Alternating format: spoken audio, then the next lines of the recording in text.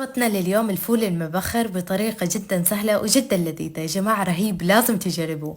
أول حاجة احتجت لي فول معلب، بدأت أهرسه بهذا الشكل.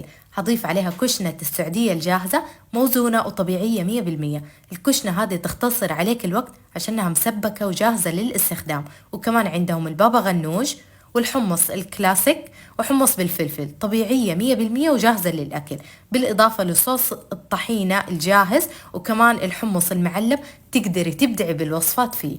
أضفت الكشنة على الفول وبدأت أهرسه بهذا الشكل وأسيبه يتسبك، وبعدها بخرت الفول بهذه الطريقة. وعلى الوجه حضيف عليها الطماطم وكمان البصل والفلفل. أضفت آخر حاجة صوص الطحينة اللي من جد لذيذ، ورشة من زيت الزيتون وكمان الكمون المطحون، وأقدمه. ما أحكي لكم قد إيش لذيذ ومسبك، وبالعافية عليكم، لازم تجربوها وتعتمدوها.